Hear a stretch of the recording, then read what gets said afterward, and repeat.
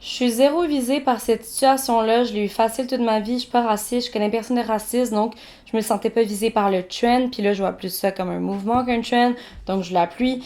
Alors si t'aimes pas mon petit carré, je t'invite poliment à décoller. What?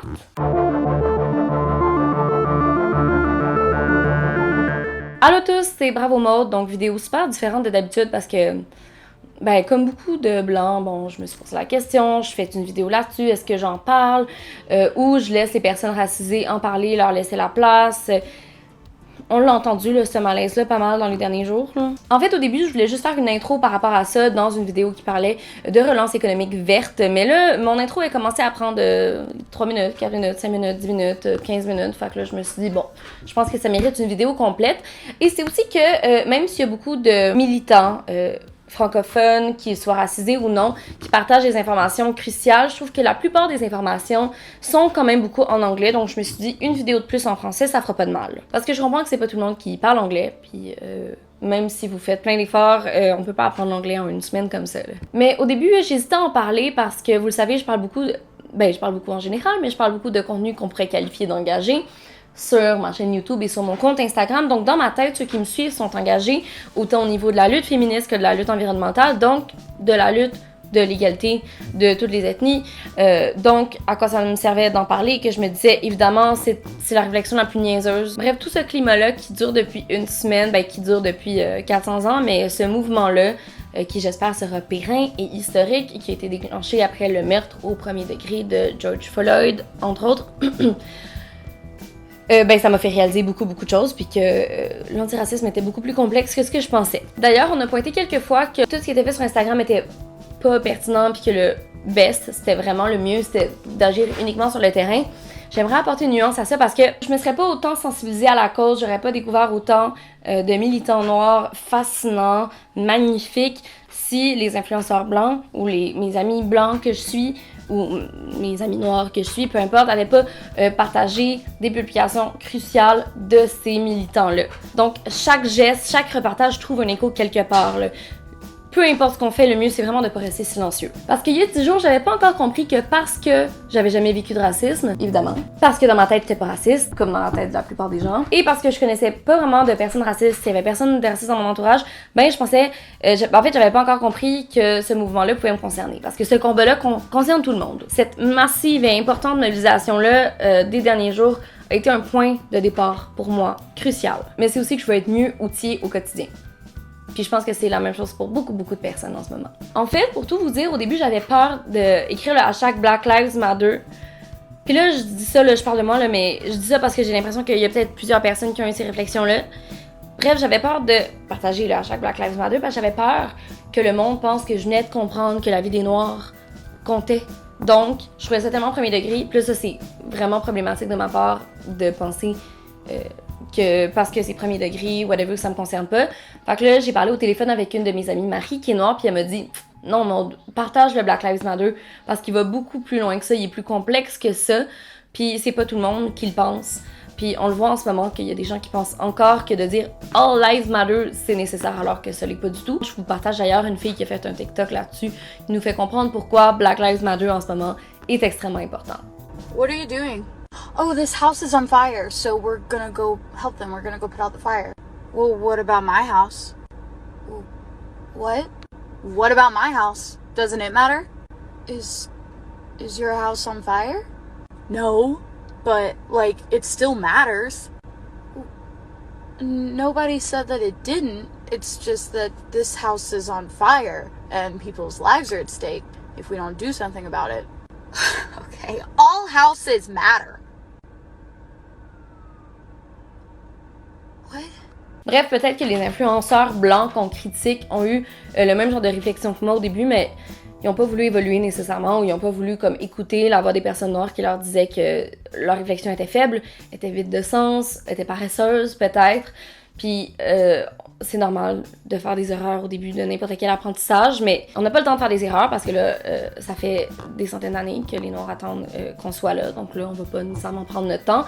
Mais même si on se lance, c'est normal de faire des petits cafouillages ou de trébucher sur certains mots parce qu'on n'est pas encore habitué, mais faut juste être ouvert à ce que les personnes nous disent, puis pas s'estiner avec eux en leur disant mais là si t'es pas content, pars de ma page, moi j'ai juste des bonnes intentions. Il y a plein de choses la gang qui sont parties de bonnes intentions puis qui étaient au final épouvantables. Mais à la base, je comprends pas pourquoi des personnes qui s'expriment aussi mal ou qui ont des réflexions aussi de base ont un fanbase de 100 000 personnes, mais ça c'est un autre débat.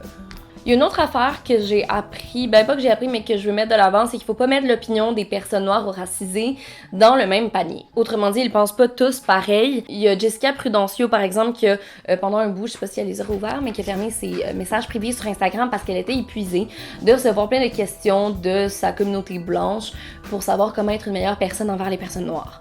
Je la comprends totalement. Ben, en tout cas, je peux pas dire que je comprends, mais en tout cas, je stand absolument, je respecte ça. Puis, j'ai des amis noirs qui veulent qu'on leur pose des questions, qui veulent qu'on leur demande leur opinion sur certains petits cafouillages ou certains détails de la lutte.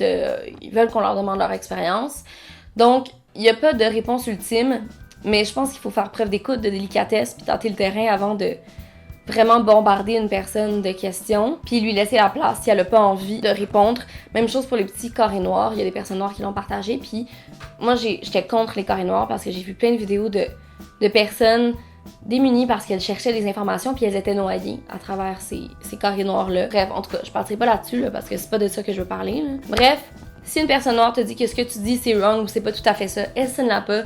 Va sur internet, va trouver les 1000 et une ressources que tout le monde a partagées sur Instagram ces jours-ci, puis éduque-toi. D'ailleurs, je vais mettre plein d'infos, de ressources dans ma barre de description. Puis, il y a une autre affaire, la ligne est mince entre vouloir dénoncer et vouloir montrer qu'on dénonce. Faut vraiment faire preuve d'une grande transparence envers soi-même pour admettre que, en tant que blanc, on repartage un peu en vitesse certaines publications, on adopte un trend juste pour éviter que notre silence soit pointé du doigt. C'est évidemment pas à moi de déterminer si une action est ou une inaction est compréhensible ou répréhensible, mais s'il y a une chose que je vais mettre de l'avant, c'est qu'en ce moment, il faut amplifier la voix des personnes racisées, il faut les écouter, et je pense que toute personne blanche, qu'elle soit influenceuse ou pas, peut trouver le moyen de dénoncer ces injustices-là qui sévissent depuis 400 ans. Donc, peut trouver le moyen de les dénoncer à sa manière, sur sa plateforme ou dans son quotidien. Bon, là, j'arrête pas de méta-communiquer sur le problème en communiquant de la façon qu'on communique. Puis là, je méta-communique sur la méta-communication, fait que là, ça finit plus. Fait que bon, quoi faire? Premièrement, reconnaître que comme blanc, on a des privilèges. Oui, la vie de certaines personnes blanches ou racisées est plus difficile que d'autres personnes blanches ou racisées ou non racisées.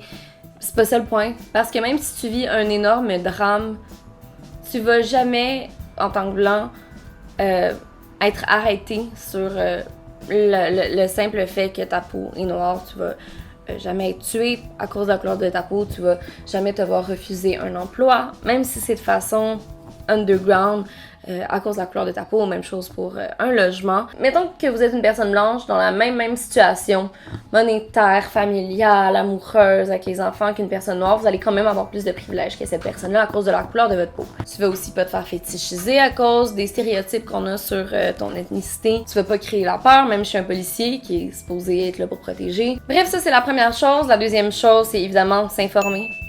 S'informer. S'éduquer.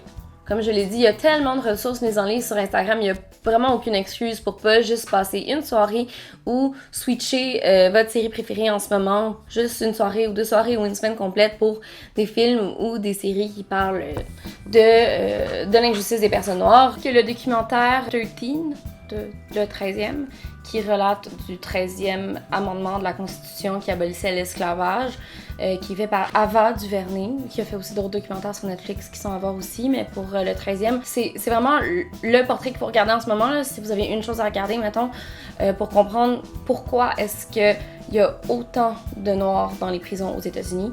Parce que même si l'esclavage a été aboli il y a 150 ans, mais depuis, il y a quand même une loi qui dit que quand t'es en prison, tu peux quand même faire de l'esclavage, genre fabriquer des culottes Victoria's Secret. Puis on voit aussi à quel point l'État, chaque année, trouve de nouveaux moyens pour incarcérer des personnes racisées. Il y a aussi la mini-série When They See Us sur Netflix qui relate de l'histoire tragique. Je pense que c'est 5 garçons noirs dans Central Park à New York qui se sont fait accuser de viol sur une fille blanche et c'était comme les victimes parfaites, les accusés parfaits en fait. Ils ont passé du temps en prison et on s'est rendu compte qu'ils étaient 100% innocents. Bref, il y a tout plein de ressources, je mets les photos ici, je mets tout en description, mais je suis sûre que vous avez déjà ces ressources-là, mais c'est juste pour le rappeler, là. Puis il y a aussi le fait que d'encourager la culture des Noirs, c'est pas juste regarder des films sur l'esclavage ou sur les droits des Noirs qui sont absolument bafoués. C'est de regarder des films qui sont faits, produits, écrits, réalisés, joués par des personnes afro-américaines ou haïtiennes.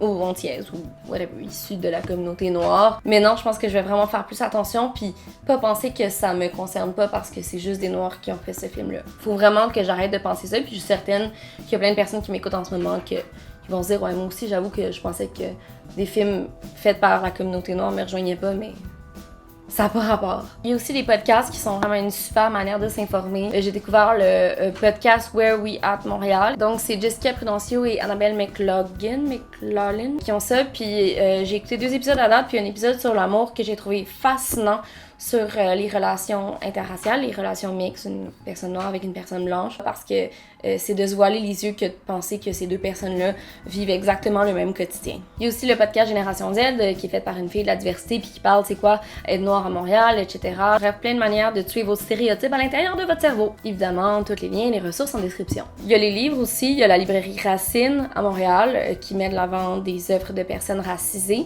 J'ai voulu hier c'était vendredi, acheter genre plein de livres. C'était tout sold out sur le racisme. Là, je voulais pas acheter non plus n'importe quel autre livre que j'allais jamais lire, donc j'attends de voir quel autre livre qui ont encore en solde que j'achèterais ou quel autre livre qui vont re-avoir bientôt que j'achèterais. Peut-être que là, quand vous m'écoutez, là, la librairie Racine a remis ces livres-là sur les tablettes vu la grande popularité, ce qui est une bonne chose, ça veut dire que les gens sont prêts à dépenser pour s'instruire.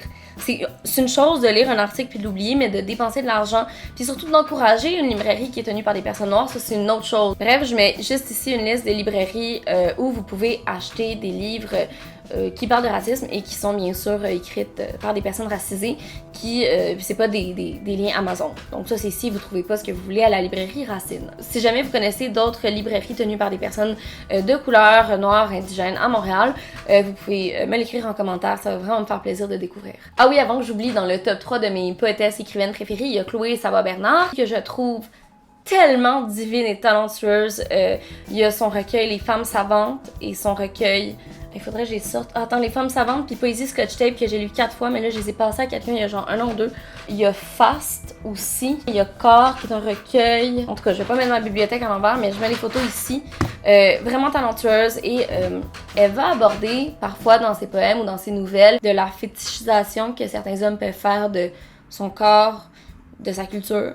Sinon, toujours dans la catégorie s'informer, ben lisez les articles sur la brutalité policière, lisez les statistiques, faites pas juste les repartager, lisez vraiment, prenez le temps. Ça me fait penser, j'avais écrit il y a comme 1 an et demi sur Urbania, un article sur une exposition au Vieux-Longueuil, bon évidemment une exposition qui est plus là, d'une personne noire qui s'appelle Stanley Février, qui dénonçait en fait la brutalité policière envers les personnes noires et racisées et autochtones. Il dénonçait le fait que ces policiers-là vivaient leur vie en toute impunité, qu'ils n'étaient pas punis, donc cette exposition-là c'était un petit peu pour les punir. De façon artistique. Ça les punissait de façon symbolique. Puis moi, j'ai appris beaucoup de choses. En fait, j'avais complètement oublié que j'avais écrit cet article-là, ce qui est vraiment dommage. Donc, je vais aussi le mettre en description. Puis là, je parlais justement des Premières Nations, personnes autochtones. Puis je pense que ce mouvement-là nous fait aussi prendre conscience que dans les statistiques, par exemple, d'incarcération, autant au Canada qu'aux États-Unis. Ah oui, parce que Stanley Février, il parlait de la brutalité policière au Canada, justement en disant...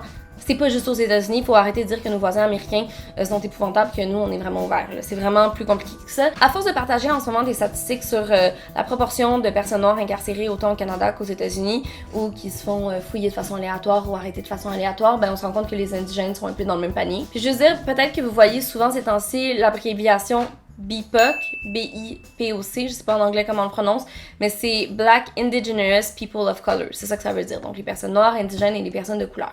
On sait de toute façon depuis longtemps que le Québec, le Canada gèrent les droits des communautés autochtones de façon déplorable, mais qu'est-ce que nous on peut faire comme citoyens, qu'est-ce qu'on peut faire pour dénoncer ces situations-là? Personnellement, je trouve pas que j'ai assez adressé le problème dans mes vidéos. Il y a plein de liens à faire entre la destruction de l'environnement, en fait des terres, au Québec, puis la destruction des habitats des personnes autochtones, Premières Nations, Inuit. Bon, donc après s'informer, ben il y a encourager Oui, comme je disais, bon, les librairies, mais les commerces de personnes noires. J'ai une liste des endroits à Montréal, que ce soit restaurants haïtiens, antillais, africains, magasins, bijoux, etc., tenus par des personnes noires qu'on peut encourager. Parce que c'est important d'encourager les entrepreneurs parce que, bon, le privilège blanc, j'expliquais, on a plein de privilèges que les personnes noires ont pas. Donc, je pense que se passer un commerce en tant que noir en Occident, c'est 2 fois plus difficile que pour une personne blanche. Que ce soit à la banque, que ce soit la crédibilité, la visibilité. Donc, c'est vraiment important pour qu'on soit tous sur le même pied d'égalité d'encourager tous les commerces des personnes racisées. Ensuite, 4e chose, faire des dons. J'en ai pas encore parlé sur Instagram parce que j'ai lu que, par exemple, le site change.org, il y avait une grosse partie de l'argent qui était prise par le site qui n'est pas tenu par des personnes racisées. Donc, je me sentais pas à l'aise de suggérer à mes abonnés de faire un don quand je savais même pas vraiment où l'argent allait. Fait que là, je me suis informée, puis je vais mettre un Google Doc en description de la liste des endroits au Canada où vous pouvez donner, qui sont par exemple Maison d'Haïti, Black Coalition of Québec, Black Legal Action Fund, j'ajoute aussi Woodstock Montréal-Nord, puis il y a aussi beaucoup d'organismes qui soutiennent les BIPOC, donc les personnes de couleur en général, les personnes indigènes, mais aussi LGBTQ+, parce que ben, la vie de tous les Noirs compte, hein. Ça aussi, il faut en parler plus souvent. Puis dans le doc, il y a aussi plein de liens qui nous amènent vers des articles et qui nous parlent des injustices en période de pandémie que vivent les personnes racisées. 5e chose, ben, il faut pas avoir peur de nommer le mot racisme.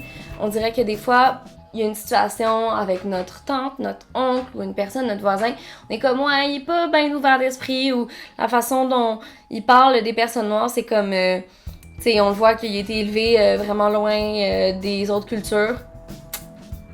C'est une personne raciste. Tout simplement. Puis il faut le dénoncer, il faut lui dire, il faut y expliquer. Il y a des ressources de comment expliquer à une personne. Pas expliquer à une personne pour qu'elle se sente bien dans sa peau, non. Comment expliquer à une personne pour que ça rentre et pour que l'information soit bien comprise. Et 6e chose, juste amplifier la voix des Noirs, juste profiter de ses privilèges, puis de sa plateforme, puis de sa visibilité pour mettre ces personnes-là de l'avant. Il y a plein de personnes racisées qui parlent d'environnement, que je connaissais pas, que je vais vous mettre encore une fois le lien vers ces personnes-là si ça vous intéresse. Bref, faut trouver le bon équilibre entre parler, stand-up, puis leur laisser la place. Bon, maintenant, je suis pas dans ma zone de confort, vous le voyez, je suis inconfortable, tout le monde est inconfortable et ça c'est merveilleux. Maintenant, comment je vais pouvoir inclure ce mouvement Black Lives Matter dans mes vidéos environnementaux féminisme?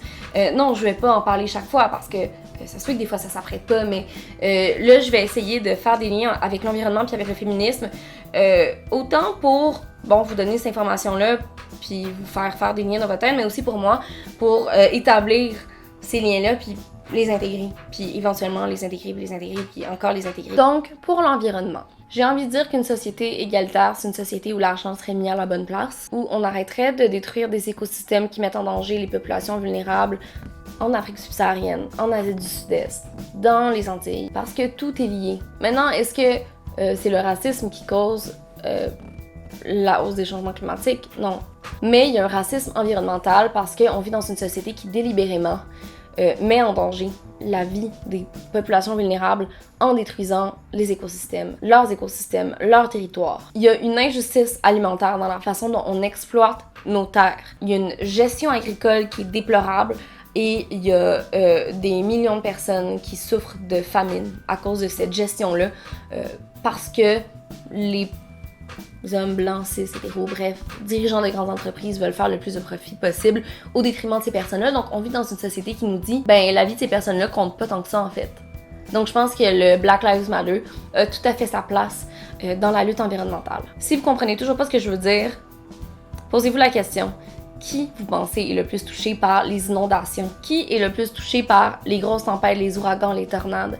Qui est le plus touché dans le monde par la famine, par l'air pollué, par les eaux polluées, la toxicité? Certainement pas les Caucasiens blancs en Occident. La hausse des températures fait hausser le niveau des mers, fait hausser le risque d'avoir une tempête dans les pays, par exemple, proches de l'équateur, puis ce sont pas des pays qui ont assez de ressources pour soit, s'informer sur l'arrivée d'une telle tempête ou pour se protéger, mais surtout pour reconstruire. Donc le racisme systémique, dont on entend parler beaucoup dans les médias, est présent vraiment dans toutes les sphères du système. C'est une toile d'araignée qui se faufile vraiment partout. Mais si tout le monde stand up et dénonce l'étendue de cette malveillance, peut-être qu'on va arriver à leur défaire cette toile d'araignée-là. Peut-être qu'on va pouvoir atténuer à long terme les effets dévastateurs de notre système sur l'ensemble de cette population. Parce que c'est sûr que si on se tait tout le temps, il n'y a rien qui va changer. Sinon, au niveau du féminisme, il y a un féministe qui est raciste. Il y avait bien des suffragettes, il y a une centaine d'années, qui rejetaient la voix des femmes noires puis qui les envoyaient là, au fond de la marche. Donc, ces femmes noires-là, non seulement elles devaient se battre pour faire entendre leur voix en tant que femmes, encore plus que les femmes blanches, mais elles devaient aussi se battre pour les droits des personnes noires. Donc, vous imaginez à quel point c'est épuisant. Et même aujourd'hui, il y a plein de mouvements féministes qui sont pas du tout inclusifs dans la mode, par exemple. J'ai pas vraiment d'exemple concret parce que je suis pas très bonne dans le monde de la mode. Mais la prochaine fois que je vais parler de fashion, parce que je parle souvent de fast fashion au niveau environnemental, je pense que je vais aborder ce problème-là. Le manque de diversité dans les mouvements de girl power, faux girl power dans la mode. Bref, on dit souvent le féminisme, c'est pas du vrai féminisme si c'est pas intersectionnel. Je vais essayer de résumer l'intersectionnalité pour ceux qui l'ont toujours pas compris, là, c'est pas si simple à comprendre que ça. En fait, c'est un prisme nécessaire où on doit voir toutes les facettes du droit des femmes. Les femmes BIPOC, donc Black, Indigenous, People of Color, les femmes grosses, les femmes issues de la communauté LGBTQ+, elles doivent être tout autant représentées que les femmes blanches. En fait, encore plus, parce qu'elles doivent se battre et pour leur espèce de condition, soit de femmes BIPOC ou de femmes issues de la communauté LGBT. Donc, les femmes cisgenres, hétéros, blanches doivent stand up pour leur laisser la place. Il y a plein de personnes qui décrivent l'intersectionnalité mieux que moi, je vais laisser plein de liens en commentaire. C'est la même chose pour l'environnement, il doit être intersectionnel, on doit prendre en compte toutes les populations vulnérables pour réellement parler d'environnement, puis je trouve que je l'ai pas assez fait à date. En conclusion, est-ce que je vais parler d'intersectionnalité puis de la lutte dans chacune de mes vidéos? Non, parce que je ferai pas exprès juste pour avoir l'air de. Pas du tout. Mais c'est sûr que maintenant, je vais vraiment plus prendre en compte ces enjeux-là, mais vraiment plus. En tout cas, je vais vraiment faire mon possible. Si vous trouvez qu'il y a une manière dont j'ai abordé les choses qui étaient pas délicates ou qui vous plaisaient pas ou qui étaient pas totalement correctes, n'hésitez pas à le dire en commentaire. C'est ça que je voulais dire, la caméra coupée, je comprends pas pourquoi. Donc voilà, je suis super ouverte à la discussion.